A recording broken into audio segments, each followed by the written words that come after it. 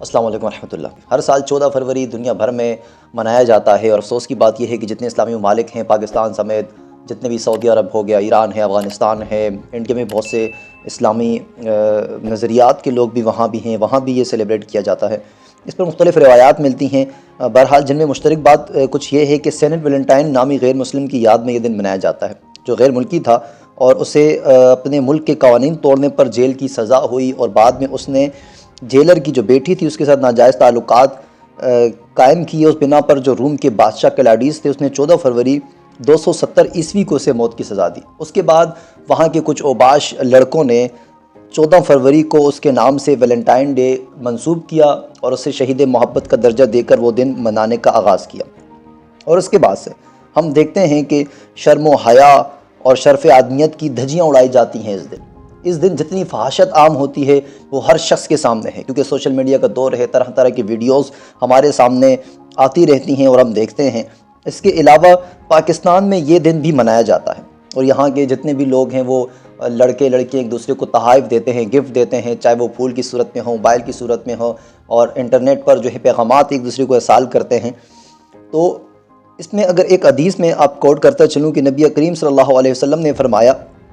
کہ جو کسی قوم کی مشابہت اختیار کرے تو وہ انہی میں سے ہوگا۔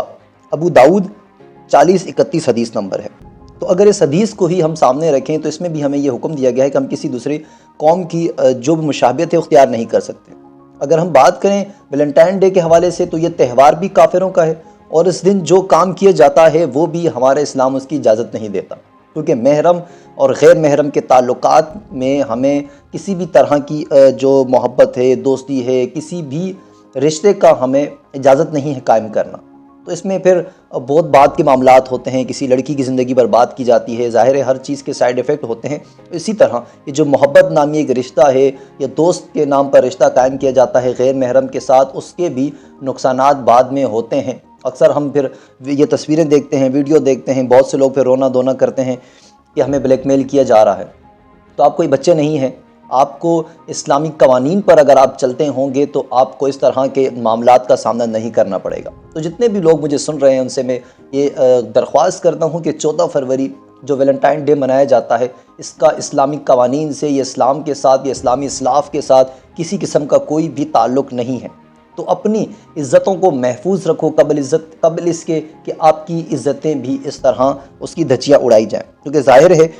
یہ قرض ایسا ہے کہ جو آپ کو اپنے گھر سے ادا کرنا پڑتا ہے۔ اگر آپ بھی کسی کی بہن بیٹی کو لے کر ویلنٹائن ڈے منانے جا رہے ہیں تو شاید آپ کی بھی بہن بیٹی کسی کے ویلنٹائن ہو۔ اسی لیے یہ ضرور سوچا کریں کہ اگر ہم کسی کی ماں بہن کی عزت نہیں کریں گے، اور ایک اور چیز جہاں پر میں بات کرتا چلوں اس پر، جو محبت کے نام پر ہے، محبت وہی ہے کہ جو نکاح کے بعد کی جاتی ہے۔ آپ کسی سے پیغام نکاح کا پہنچاتے ہیں، اسے دیکھنے کی غرض سے، وہاں تک تو قابل قبول ہے بات، لیکن اگر آپ یہ محبت اور دوستیوں کے نام پر غیر محرم کے ساتھ نزدیکیاں بڑھاتے ہیں اور رشتے قائم کرتے ہیں تو اس کی اجازت اسلام بالکل نہیں دیتا۔ تو اسی لیے ان تمام خرافات سے اپنے آپ کو محفوظ رکھیں، اور غیر مسلموں کی جتنی بھی روایات ہیں اس کا بائیکاٹ اگر ہم نہیں کریں گے تو ہماری آنے والی نسلیں تباہ ہو جائیں گی۔ اس پہ میں ایک حدیث حضرت ام عائشہ صدیقہ رضی اللہ تعالیٰ عنہ فرماتی ہیں کہ اگر محرم اور غیر محرم کے درمیان رشتہ قائم ہونے لگے تو کوئی بعید نہیں کہ وہاں کی زمین پر زلزلے آئیں گے۔